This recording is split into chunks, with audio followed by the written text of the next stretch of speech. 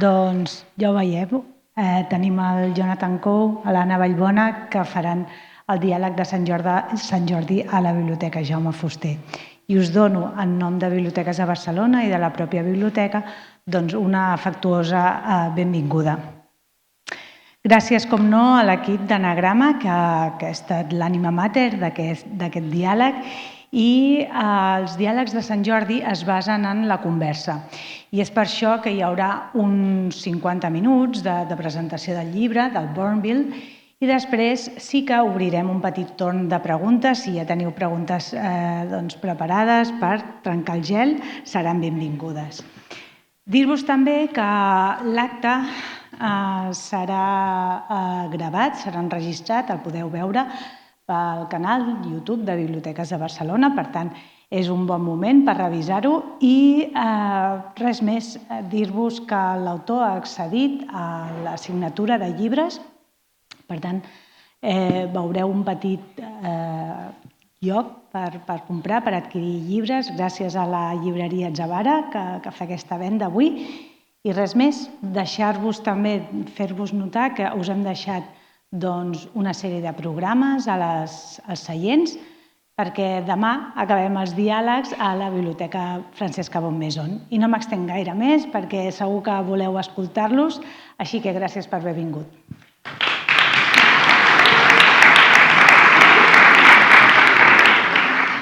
Bé, molt bona tarda. Bona tarda, Jonathan. Benvingut. És un plaer poder tenir aquesta conversa amb en Jonathan Coe, perquè, sense exagerar, és un dels escriptors que més m'ha fet riure i més m'ha fet pensar en els últims temps amb les seves novel·les. Un fet, riure i pensar, que, com bé sabeu, no està pas renyit. Coe té una habilitat especial per narrar la història de personatges quasi des de la intimitat i també per narrar la història de la gran història des d'una proximitat sorprenent.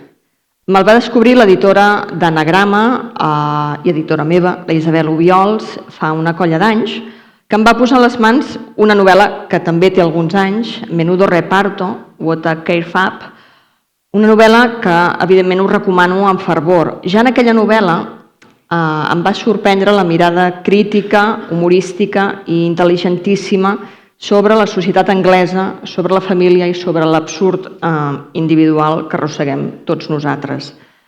A Anagrama, Jonathan Coe ha publicat, entre d'altres, darrerament les novel·les El corazón de Inglaterra, El senyor Wilder i jo, Expo 58, però avui de la novel·la que ens ocupem és la de seva darrera novel·la traduïda al castellà, Bournville, que és una novel·la que s'ocupa d'una família que viu en un suburbi on hi ha una important fàbrica de xocolata, un producte que es troba al centre d'una guerra comercial. Això ja ens comença a sonar ara, guerra comercial. La novel·la s'ocupa de la família i de la història del país a partir de grans moments dels uns i dels altres, és a dir, d'aquesta família i de la història d'Anglaterra, del Regne Unit. La novel·la comença i acaba amb el confinament per la pandèmia de la Covid i amb les pors infundades i les normes, segons com, de l'absurd que van arribar. I voldria començar justament per aquí. No sé, Jonathan, si aquell absurd et va semblar ideal per convertir-lo en material literari. Era una temptació massa gran. You mean the absurdity of the pandemic and the lockdown? Yeah? Aquest en concret, després en parlarem d'altres. Well, I don't really think of the pandemic and the COVID lockdown of 2020 as being a particularly absurd moment. I mean, the novel does begin with an absurd image because I wanted to find an image that crystallized the strangeness of that moment, really. And one of the things I remembered was going into my local supermarket not long before the lockdown was announced, but when there were a lot of rumors in the air about the fact that this was going to happen. and seeing people panic buying toilet paper and loading huge amounts of toilet paper into their shopping trolley and into their cars. And I exaggerate this slightly in the novel because the novel begins with a jazz musician, a young woman arriving in Germany, and she's carrying with her double bass, the biggest instrument you can imagine, and somehow she has to get it into the car of her manager, who has the smallest car that you can imagine. And while this might be difficult enough to start with, it's even more difficult because the car is full of toilet paper from every seat and every storage compartment. And this was a memory for me of my own experience of being in Germany in March 2020. I wasn't touring as a musician, I was touring as a writer, and I was doing a small book tour of Germany. And it was a very strange moment when everybody, including me, had the sense of this virus kind of chasing us across Europe. I gave a series of presentations in different literature houses. One was in Munich, one was in Hamburg, one was in Berlin. And every one of these places that I visited closed down the next day. It was like I was putting a curse on these places. So I was the last person to appear at any of these literature houses in Germany in the spring of 2020. And of course, when we went for dinner afterwards with my hosts, they would be asking, everybody would be speculating about this disease and what it was going to mean. People didn't really understand how it was transmitted this time. I remember that people were wearing gloves on the train wherever they went, and I was sitting opposite a woman wearing these thick woolen gloves who was trying to turn the pages of her magazine and couldn't do it because she was wearing gloves, and we thought that this would protect us from the virus. You know, we didn't know anything about it. So I don't know that it was an absurd time, but it was a very strange time, and I knew even as it was happening that I wanted to write about it. I mean, I've heard some writers say that they think it's too early to write about the pandemic, or they don't want to write about the pandemic, but it seemed impossible to me to write a novel which began in the spring of 2020 and not to mention it and not to talk about how it impacted on our behavior. So one of the things that we were talking about at these dinners in Germany was the coronavirus. The other was Brexit and Boris Johnson, the two Bs which go hand in hand. And my hosts kept saying to me, why have you voted to leave the European Union? And why have you chosen this man as your prime minister? Because he'd just been prime minister for a couple of months. And, I found myself giving very long and complicated answers to these questions and not answering them to my own satisfaction. And I'd already written one book, Middle England, which attempted to explain some aspects of this development, but I felt I had more to say and more to investigate. So I thought, I should write another book about this. This is the only way to even come close to answering these questions about my own country. But I thought that this time, instead of starting with recent history, because Middle England begins in 2010 and just covers 6 or 7 years leading up to the Brexit referendum, I thought it would be more interesting and maybe more fruitful to go further back than that, and to go back, in fact, all the way to the end of the Second World War, that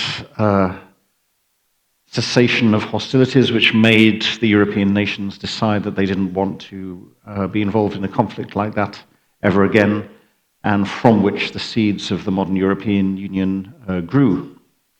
So the book begins in 1945 with what we call VE Day, Victory in Europe Day, and the celebrations that attended that, and it comes all the way through 75 years of British history up to 2020 and the COVID pandemic. Clar, en aquests la novel·la recorre aquests 75 anys. Quan el lector, la lectora comença la novel·la, penses com s'ho farà, com serà capaç, i n'és capaç i us ho passeu molt bé perquè la novel·la va saltant, la novel·la i la família de la Mary, que és la protagonista central o el pal de paller al voltant de la qual orbita aquesta novel·la i aquesta història, doncs anem saltant en els grans moments de cadascun del país i de la família. El dia de la victòria, el 1945, la coronació de la reina Isabel II, la final de la Copa del Món que guanya Anglaterra, però bé que ja hem quedat que de futbol no en parlaríem avui, la investidura del príncep Carles, la seva boda, el funeral de Diana, el 75è aniversari del dia de la victòria. Què volies aconseguir agafant aquests moments estel·lars, per dir-ho a la manera de Zweig, i ensenyant-los o posant-los al costat o ensenyant-los, sí, a través de la mirada de la gent corrent i de l'experiència de la gent corrent? Yeah. Well, it's not an easy thing to write a novel of 400 pages or so, which covers 75 years. It presents a kind of narrative challenge. It's not actually the first time I've done it. I did something similar in a novel of mine published almost 20 years ago now called The Rain Before It Falls. But that novel has no elements of social history or politics or anything like that, really. It's a very personal story about three female generations of a family. But even in that book, I had to find a way of negotiating my path through such a long time span. So on that occasion, I told the story through 20 photographs, which offer snapshots, literally, of 20 separate moments in time. And I suppose I must have been thinking of that book subconsciously when I started Bournville, because I decided to do something slightly similar here.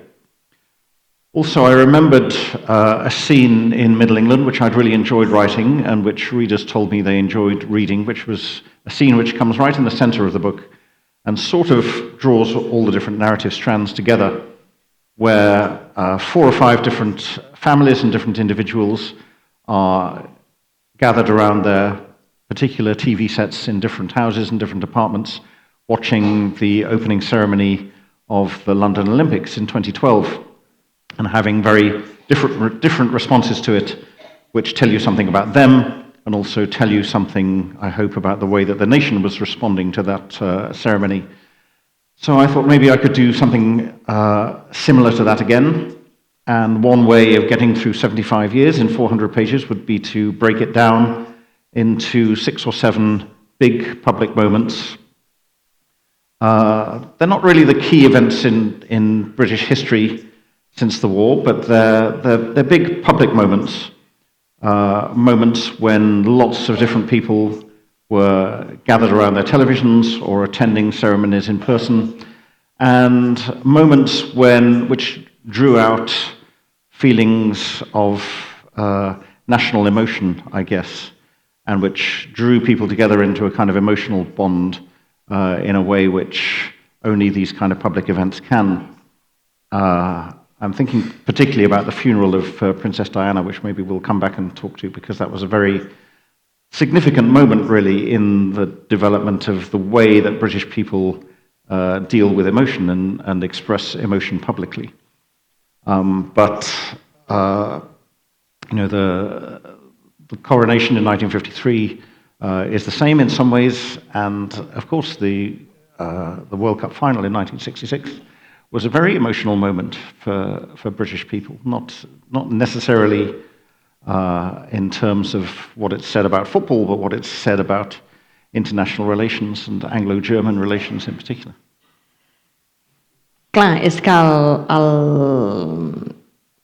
qui no hagi llegit encara Cou potser no pot entendre aquesta mitja rialla que jo crec que ell feia, i jo també, però, per exemple, heu d'imaginar que aquests moments estel·lars, o moments centrals o no tan centrals de la història d'Anglaterra, s'acompanyen d'aquestes vivències de la família i ensenyen moltes més coses. I aquí aquestes totes altres coses que s'ensenyen a nivell social, a nivell de com s'entén al final de la Segona Guerra Mundial, A nivell de costums, per exemple, sexuals, són un viver d'humor i de profunditat. Per exemple, crec que és sí, clar, la coronació perdó, el dia de la Victòria hi ha un personatge que diu ve a dir que a l'Anglaterra no hi va haver tant un pensament de lluitar contra el feixisme durant la Segona Guerra Mundial com un pensament més patriotero / racista en alguns casos, i aquest racisme en certa manera apareixerà més endavant en altres moments estel·lars, d'anem a fotre els alemanys, per exemple. I anem veient, per exemple, un conservadorisme, un racisme, un primitivisme en la manera d'anar entenent aquesta història. Yeah, I mean, the book is about myths, among other things, national myths and how they are created and how they develop. And I tried not to make it an ideologically weighted book. I've tried to make it quite neutral because the left has its myths just as much as the right does, particularly when it comes to the Second World War, I think, in Britain anyway.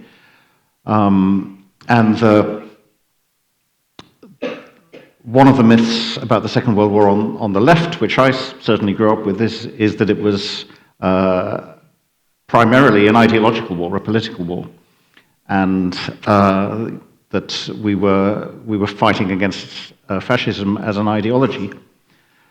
And when I began to start doing my research for the book and read contemporary diaries, contemporary letters, histories of the period, I realized that this was, not really the case at all. And that a lot of what I was reading, particularly in people's diaries, actually, were shocking sentiments of anti-Semitism in particular, and fascism, really, there's no other word for it, coming from the British. So it wasn't an ideology that they were fighting against. They were fighting what they saw as a national war for survival. And one of the things I wanted to do in this book, partly by focusing on the story of my mother, which again we'll maybe come back to, but focusing on my own family stories generally, I wanted to give the book a more personal dimension than a lot of my other novels have had by writing about my own family. And my great-grandfather was German. His name was Carl Schmidt, and he lived in England through the First World War and through the Second World War, and he encountered a lot of hostility and a lot of violence in the course of that. And this is what erupts in my account of the VE Day celebrations. Yes, it's a kind of joyous moment where the British are letting off steam and rejoicing in the fact that the conflict is over, but as soon as they realize that there is actually a German person there in the present at the same celebration, then the mood turns completely differently. So there's a very intense blend in this novel of the personal and the political, because for the first time, really, the personal element in this book is very close to me and draws a lot on stories and memories of my own family life. Has dit en algun lloc que aquesta és una de les teves novel·les més personals i alhora més polítiques. Més personals, entenc, justament pel que ara comentaves del personatge de l'Amèrica que ficcionalitza, no?, la biografia de la teva mare, i més política per intentar abarcar més tot aquest... és a dir, per intentar marcar més o més punts de vista tot aquest període tan ample? Yeah.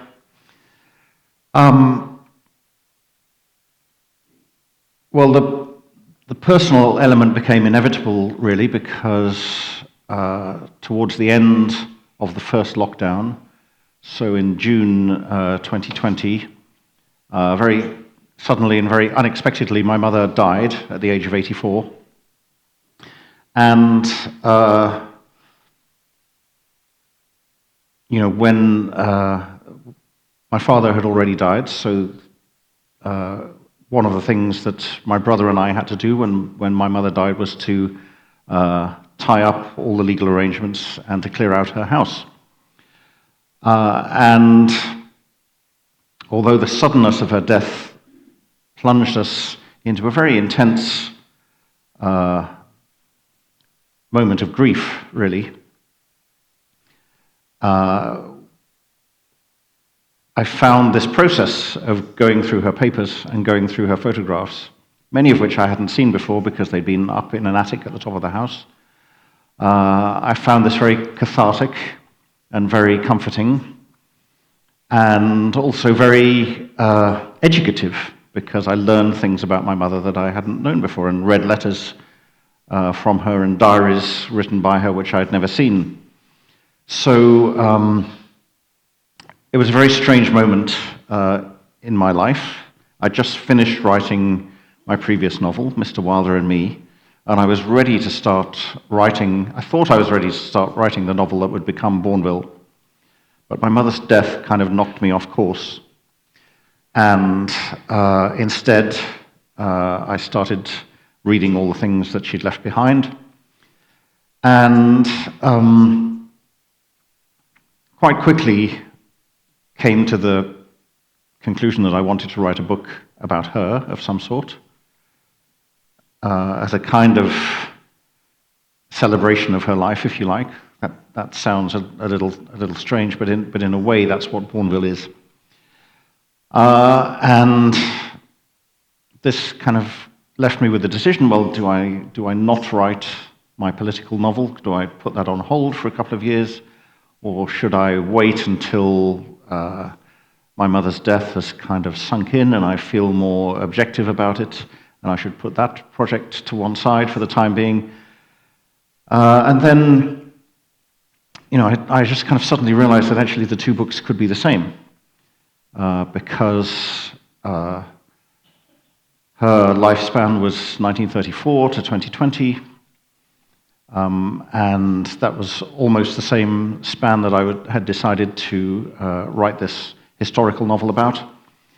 And this could be the solution, really, to the problem that had been bothering me, which was how to write a novel which was a kind of national history, and to give it a real kind of emotional weight and depth, which otherwise, if you're writing about larger, public, more abstract events, it's very difficult to do. So that was how the book came about, really. My mother suddenly became central to the project in ways which I couldn't have foreseen before. And also it intensified my need and my desire to write about the pandemic moment, because her death was made much more difficult and much more painful by the pandemic, because we learned, like so many people whose relatives died during that period, we weren't allowed to be with her when she died, and that was very difficult to deal with. And even my mother was a very popular woman locally, and we'd always thought to ourselves that when she died, no matter what else we felt at the time, the funeral would be a kind of magnificent occasion, because there would be hundreds and hundreds of people wanting to come and celebrate her. But of course, COVID stopped all that, and there were only 12 of us, I think, allowed at the funeral, and we all had to sit a couple of meters apart like we're sitting now. And, this is a kind of very extreme example of the way, really, in which painful events and difficult events feed your writing. I mean, you would rather they didn't happen and you didn't have the writing, but at least you can make something out of them when something like this happens. Clar, i ara se m'acut la pregunta que suposo que internament ja te l'ha respost i que ara pots respondre el que et vingui de gust, però clar, tenint en compte justament això, que és una novel·la que va pel raïl biogràfic de la Mary i de tota una família, i que va pel rei polític, que té humor, i després ens ocuparem d'una escena molt humorística, bueno, d'una de moltes, que s'ocupa de la història que ha viscut la Mary, de tots aquests canvis que en la novel·la també es diuen a la manera del gato pardo, que en realitat no canviar perquè res canviï i tot això. Què creus que hauria pensat la teva mare d'aquest llibre? Hi hauria alguna cosa que no li hauria agradat? Que t'hauria dit, Jonathan, per aquí no vas bé? Sí, si la teva mare t'ho deia, això no ho sé. Well, it's kind of an impossible question to answer because the book would not exist if she was still alive. I wouldn't have written it, and I couldn't have written it while she was still alive. But sure, you know, a lot of the time while I was writing it, I imagined her sitting up above me, looking down and making her own judgment about what I was doing. She was a very modest person. She didn't like to be the center of attention. She was always on the kind of periphery of scenes. So I think to be put at the center of a story like this would embarrass her, horrify her maybe a little bit.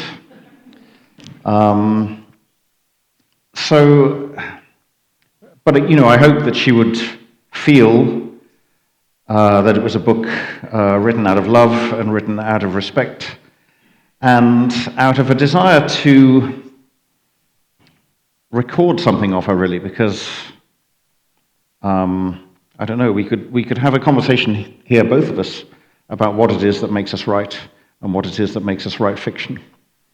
And of course, after writing books for 40 years and writing 15 novels, I've thought about this a lot and have kind of come to the conclusion that one of the reasons that I write, one of the main reasons that I write, is that I can't bear the idea of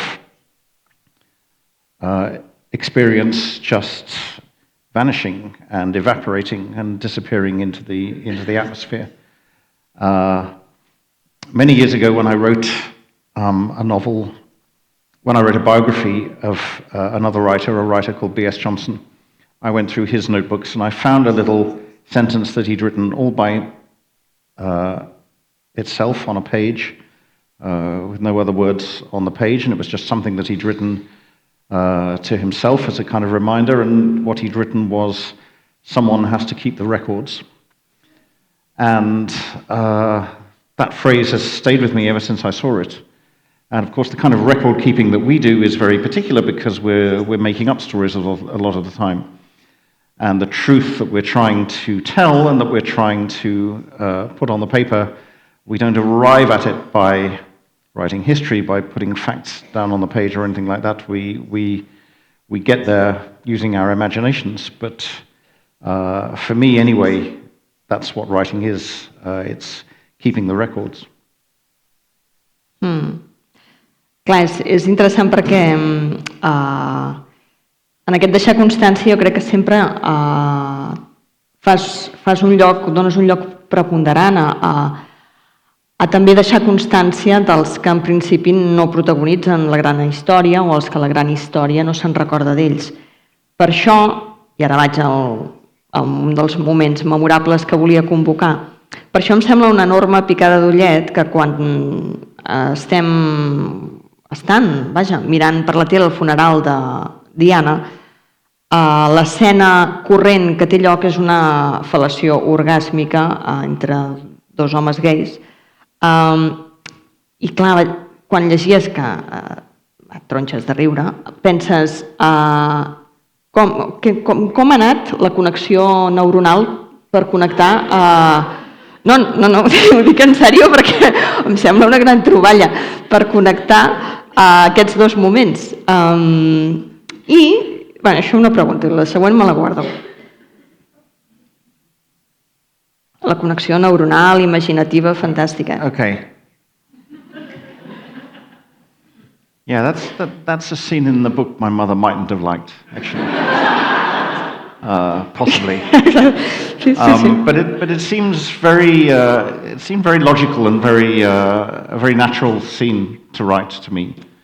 I mean, we have a character, one of her sons, called Peter, who has been struggling with his sexuality for many years. He finally begins to understand who he is and how he feels during the time that Diana has her fatal accident and the funeral is organized and the funeral takes place.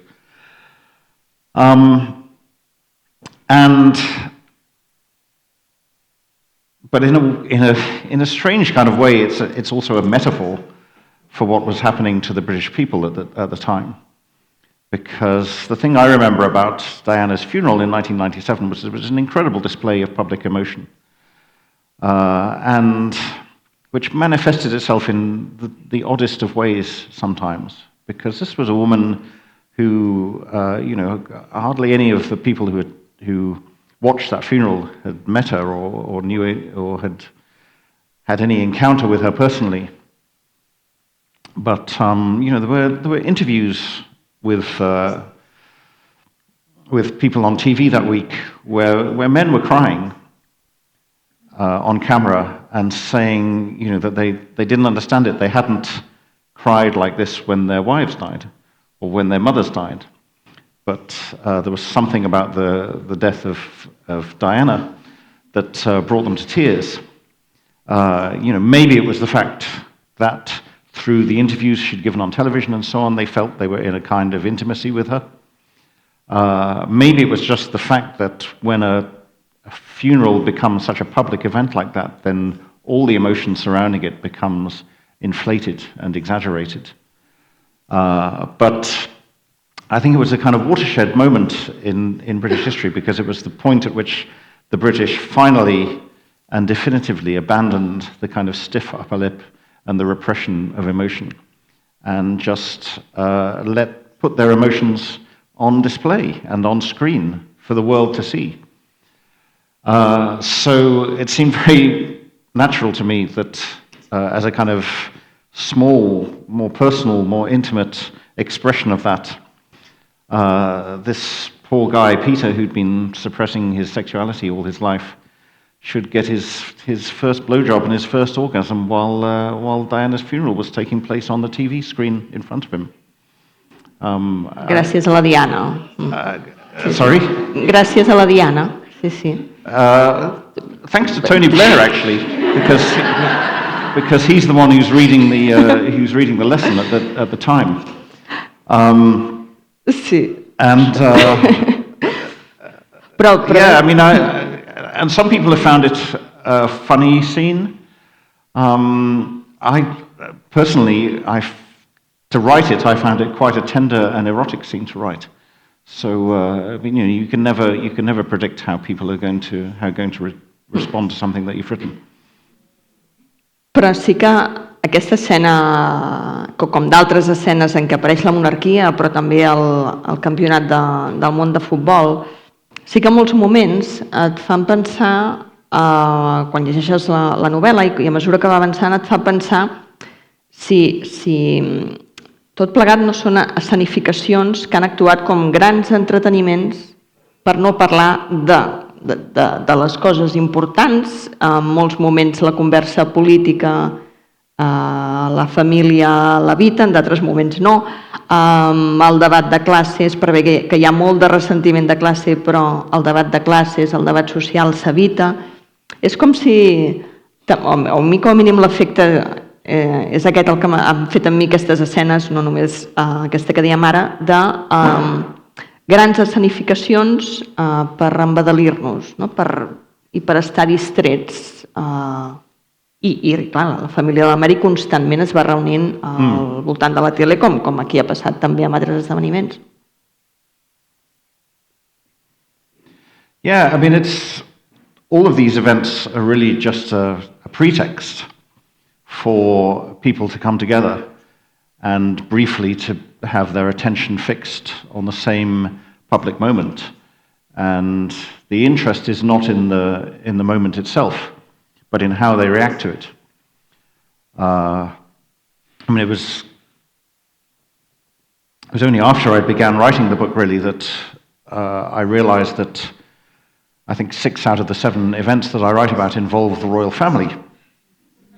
And when the book was published, and when people started reading it, a few people said to me, you've written a book about the royal family. I didn't know you had any interest in the royal family at all. And then I have to say that I don't have any interest in the royal family.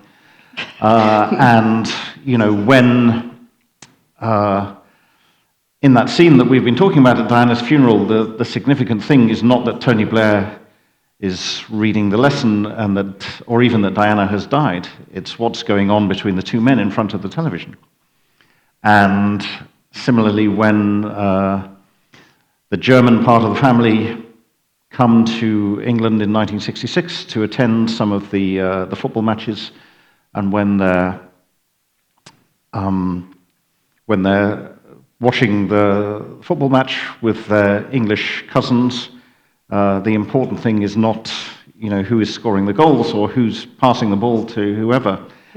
It's what this is doing to the dynamic between the cousins and to the relationship between the 2 countries. So, yeah, the events are just a pretext, and really, I suppose that this novel is a continuation of what I've been trying to do for the last 30 years, which is find a way of writing political novels, historical novels, which say something about the impact that these events have on us, ordinary people, small people, normal people, whatever you want to call them, and not on the people who are, the protagonists. Because in a way, they're not what's interesting to me. And this project started really with What a Carve-Up. And hearing you talk about it in your introduction reminded me of how that book began, with a very strange idea, which I never carried out, but my idea actually was to not write, but to create a novel, or to kind of direct a novel, which would actually be written by 2 other writers, because I wanted to find a writer who knew how politics worked, and how Parliament worked, and how political decisions got made. And I wanted to find another writer who would be able to write about how the decisions made in a parliamentary building remotely might trickle down and impact upon an ordinary family 2 or 3 or more years later. And I thought I could somehow kind of orchestrate this book and guide the writers in putting this story together. In the end, I decided that was impractical, and I would try to do the book myself. So, you have one family in that novel who are a kind of emblematic of the worst elements of the British political establishment, the Winshaw family, and then you have Michael Owen and his family, who are from Birmingham, like the family in Bournville, and very similar to them in many ways. And, the book tries to show the process by which the actions of one family impact upon the other. And really, Bournville is me still trying to do that in a different way. Una última pregunta, i si et sembla passem la paraula al públic. Vull dir que aneu pensant preguntes o coses que li vulgueu comentar a en Jonathan Coe, però sí que no volia deixar passar l'oportunitat de preguntar-te com és que has fet fer un cameo, una aparició molt entranyable a l'editor Jorge Ralde, que a Bournville fa de, com si fos una pel·lícula, fa d'eurodiputat. I és un eurodiputat que jo penso que vaja, la Ralde ha d'estar rient bastant. És un eurodiputat que defensa que l'etiquetatge dels productes és crucial, i en concret de la xocolata, de què s'ocupa la novel·la, cosa que m'ha fet pensar que és una picada d'ullet a les contracobertes extensíssimes de marca de la casa, Anagrama, però, vaja, volia preguntar com és que ja has fet aparèixer a l'editor en espanyol. Well, don't you find it difficult to find names for your characters? Sí, però de vegades Jorge Ralde no és el primer que et ve per un personatge. Però em sembla molt coherent, Molt coherent. Yeah, maybe not for you because you know lots of Spanish names, but I don't know many Spanish people. So and you know he's been my publisher for 30 years, and when somebody says Spain to me, that's the first name that comes into my head, really, which is exactly what happened when I was writing that scene. I thought, quick, I need a Spanish name, and I thought Jorge Heralde, because who wouldn't? No, és claríssim, no? I a més que sigui eurodiputat, Heralde és ell sol i és tota una idea d'Europa, vull dir que, o moltes idees d'Europa, per tant, em sembla molt coherent. Bé, si us sembla, passem la paraula a qui vulgui fer preguntes, qüestions, ara és el moment.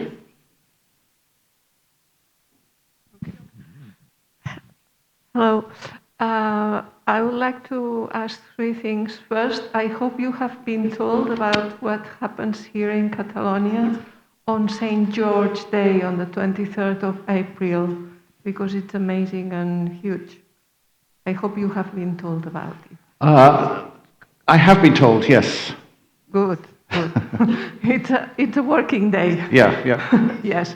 Okay. And the other two are, what are you working on at the moment? And what triggers in you, you have mentioned it a little bit, but what triggers in you the need to write, please? Well, I can't tell you what I'm working on at the moment, simply because I like to keep these things quiet until I'm ready to talk about them. And I'm not ready to talk about this book yet. In fact, I'm not even sure that I'm going to write the book that I'm preparing at the moment.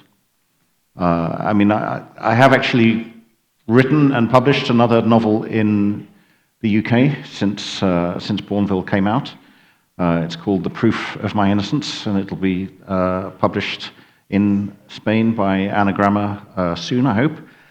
But there's another one now that I've started to work on, but I can't tell you anything about it. Not even the title, not even the setting, nothing at all, actually. So I'm sorry about that. What triggers me the need to write? Well, as I've said, the need to record experience, and specifically to record small, everyday moments of experience which have an incredible significance and momentousness for the people who live through them. Because history, traditional history, doesn't really do that. It focuses on the decision makers and the so-called big public events. And I've always been a very nostalgic person. I have ambivalent feelings about nostalgia. I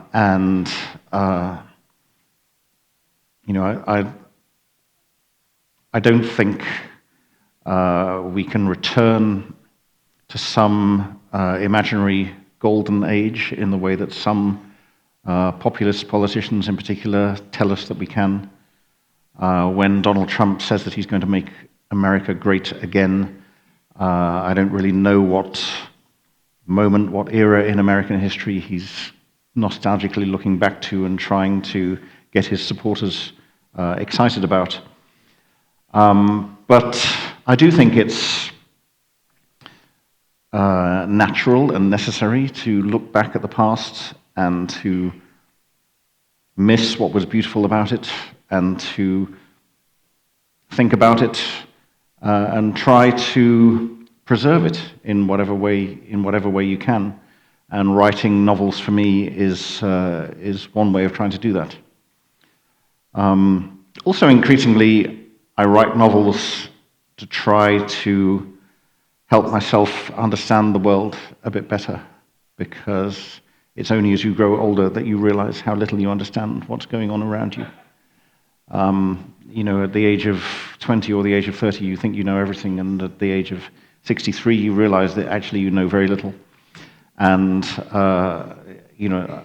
I think a shift that you can trace in my books over the last 30 years is that they've moved from making statements about things and having a predetermined point of view, which I try to impress upon the reader, to a more questioning, more ambivalent, even more open-minded kind of novel writing, which is why my books, I think, have become a little less satirical over the years and a little more tender, maybe. Hello. Hi. I only have one question. First of all, I wanted to thank you for writing. I read. Can I thank you for reading? Yeah. I read all your books. I even wrote the like a fairy elephant. But what I find very interesting is that you keep bringing some characters from book to book, and especially this horrible family, the Winchams. Yeah. And I wanted to ask you if the Winchams are owning the world now. I mean, I would like to know your view of how is the political situation and how these horrible people are just carving up our world, basically. I'm just very interested in knowing what you think about it. Thank you.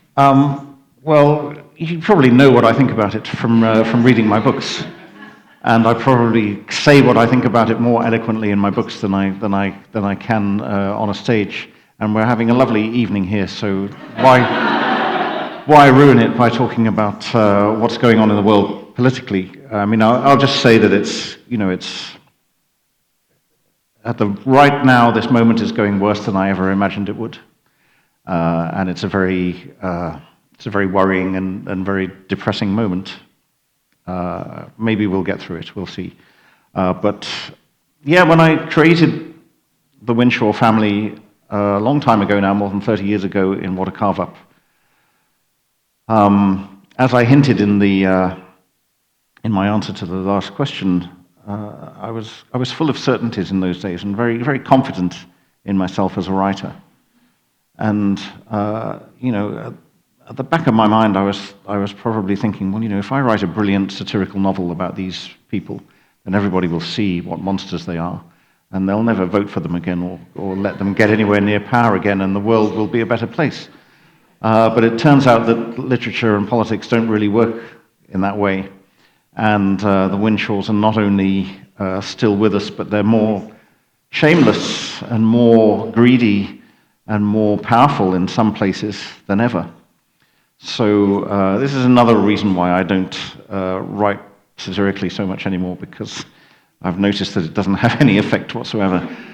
But I like bringing characters like that back into my novels, partly because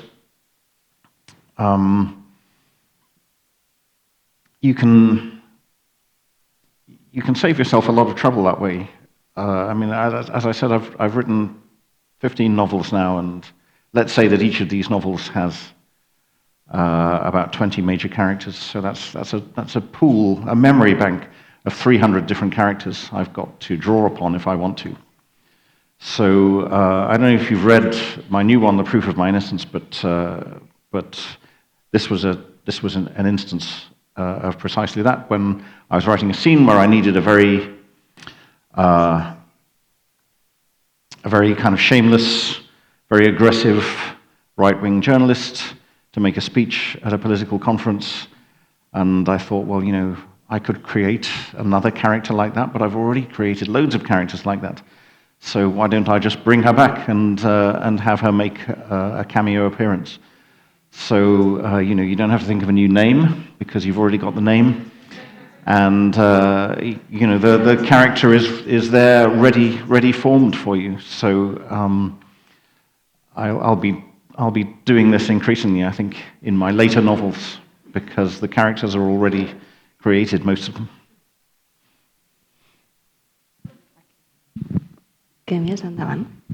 Hi, good afternoon. Hi. Hi. I just wanted to talk really about some of the things that you've mentioned in your book, as which I have many synergies with. First of all, I'm British. I spent the first 6 months of my life in Birmingham. I was born there. Okay. Unfortunately, this is my experience is 6 months limited.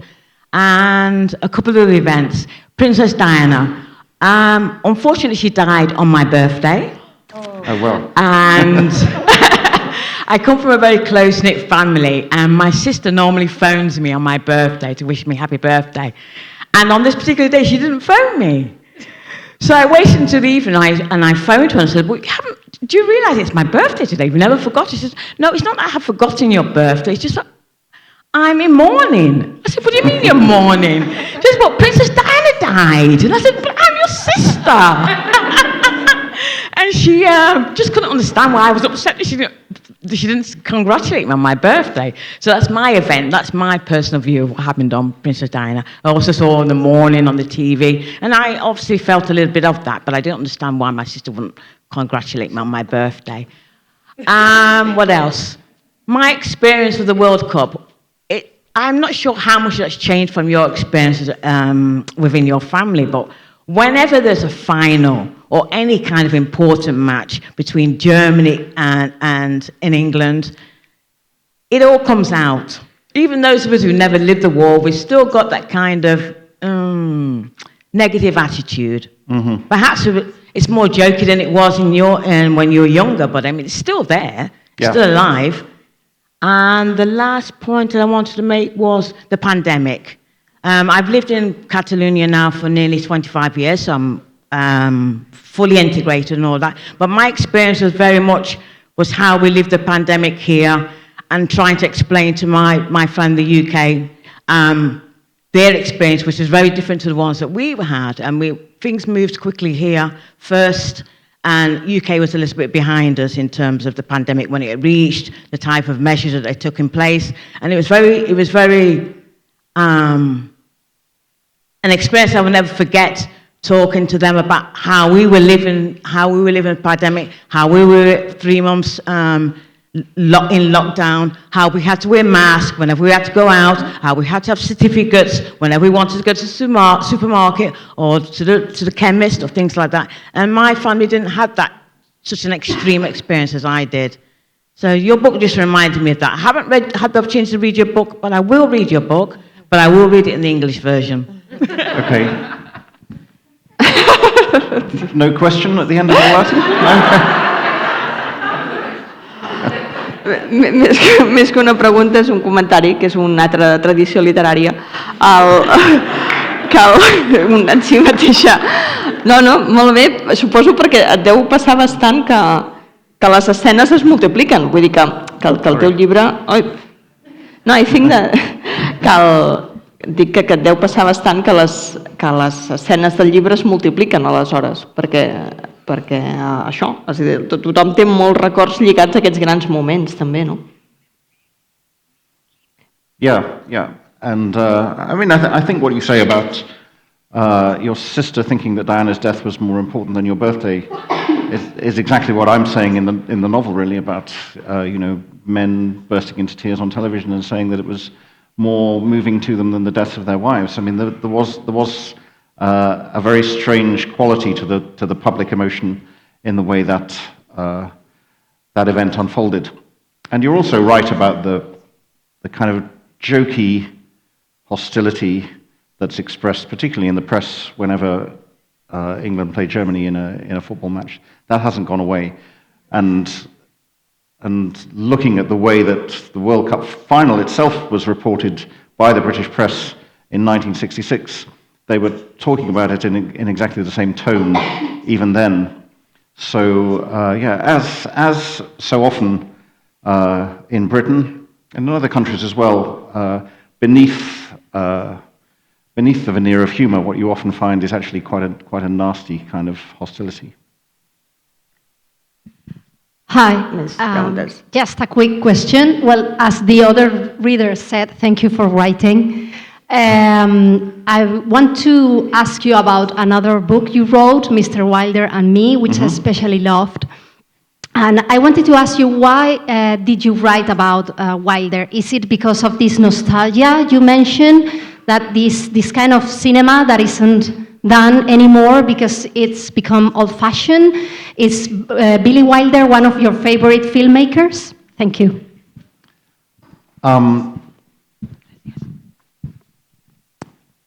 Yes, partly I'm nostalgic for classical filmmaking, I guess, filmmaking as it was practiced in the 30s and 40s and 50s. But because when I was growing up in the 1970s, most of the films I saw were on television, not in the cinema, we didn't go out to the cinema very much. Another thing we haven't talked about in regard to this book is James Bond, because he's a very important figure in Bournville, and the ritual every 2 or 3 years of going to see a James Bond film as soon as it came out was a very important part of our bonding as a family. But those were the only films we ever went and saw in the cinema in the 1970s.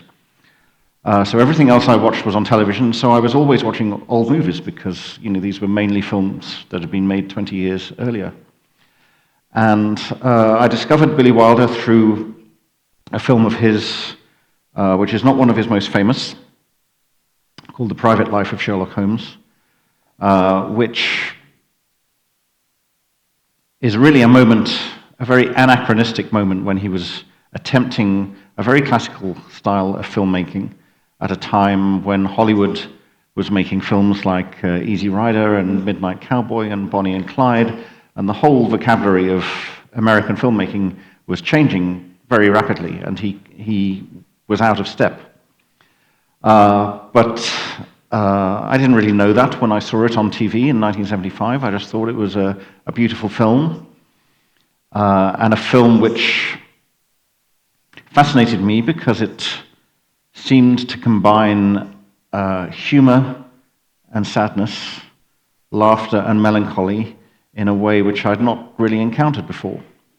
And I liked both of these things in films and in books and in music, but I didn't know that you could put them together in quite this way. And I think, that one viewing of that film when I was 14 years old gave me the whole tone and the whole style, in a way, of everything that I've written since. So Billy Wilder immediately became a very important figure to me. I've said this before, so apologies if anyone has already heard me say it, but I became so obsessed with him that I used to record his films off the television, the whole film, not on video, because we didn't have video recorders then, just onto audio cassette. So I would have them on tape, and I would lie in bed at night listening to his dialogue. Not just the dialogue, but the whole kind of sound sculpture of the films, the way that the dialogue was woven in and out of the music soundtrack and so on.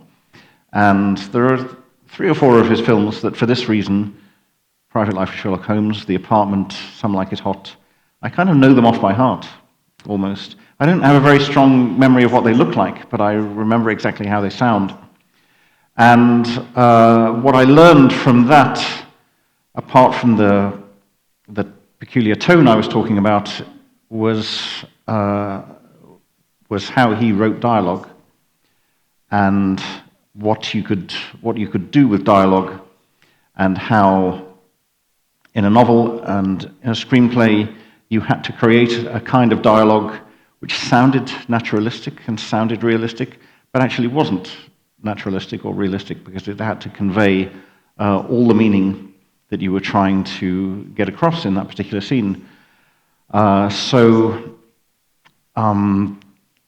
Even though I'm writing British novels, often with a very strong local setting in and around Birmingham, I'm sure that the dialogue in my novels comes directly from Billy Wilder and from nowhere else.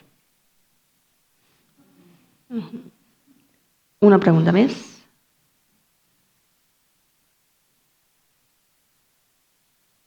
No? Doncs jo en tinc una de molt curta de pregunta. Sí? Allà? Ah, d'acord. D'acord.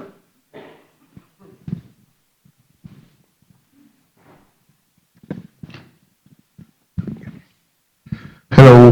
Hello. Well, I haven't read the book yet. I have it in English and I haven't got the chance, but I lived in Birmingham just before pandemic and Brexit for 1 year, and then I read some of your books like the Rotors Club and all the others with the same characters. And as Bournville is also the main characters are from Birmingham, and you were talking about how so many of your books are set in or around Birmingham. So I wanted to ask why? Well, of course it's because your city, but how do you think that Birmingham is like also maybe a character in your novels, and how would you define Birmingham? Yeah.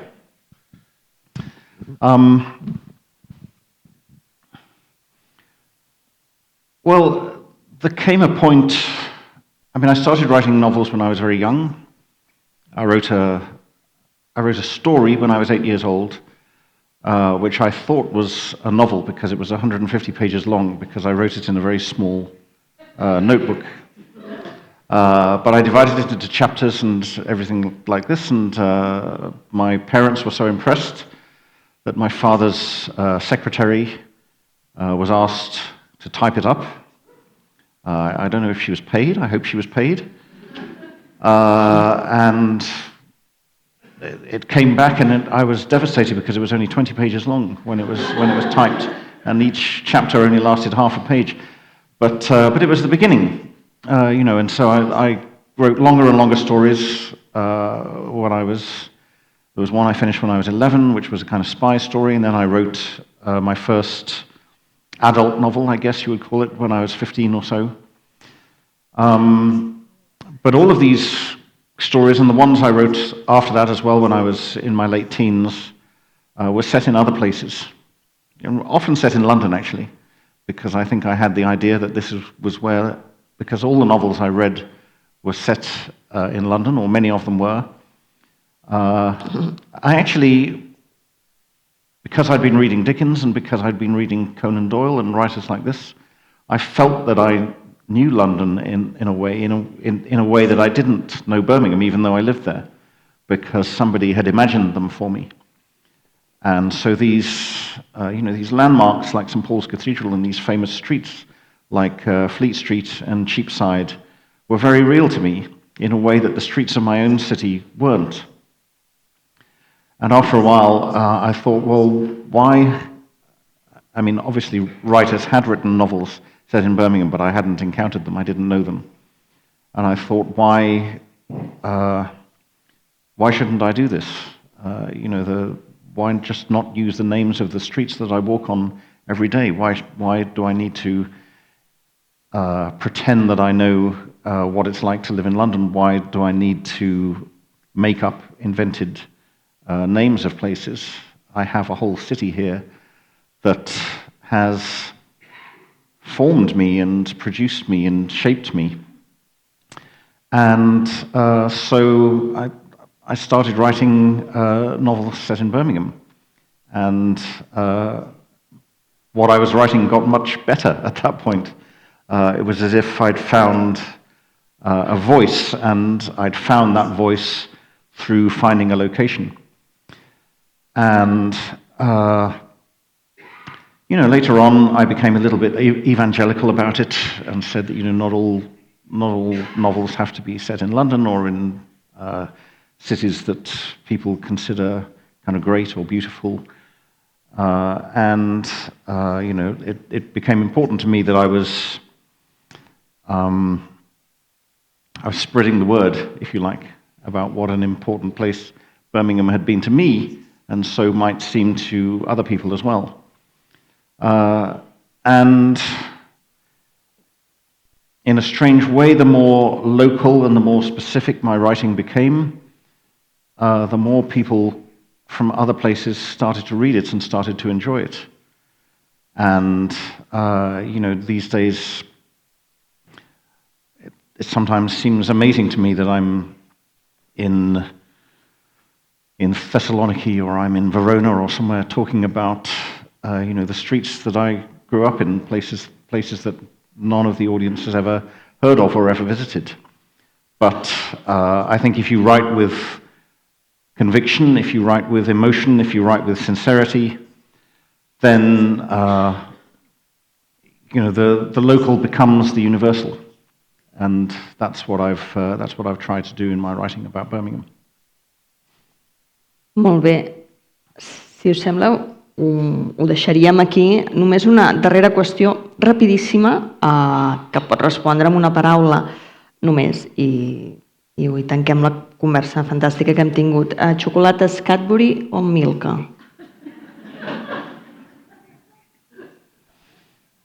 I can't answer that with one word. Home, aquesta gent han d'anar a sopar, tu també. What's the choice? Belgian or British? Exactly. Or if people are ready to go for dinner, then you're out of luck because I can talk about this for 2 hours. But okay, so the short answer is that my heart says British chocolate, but my taste buds say Belgian chocolate. All right. Molt bé.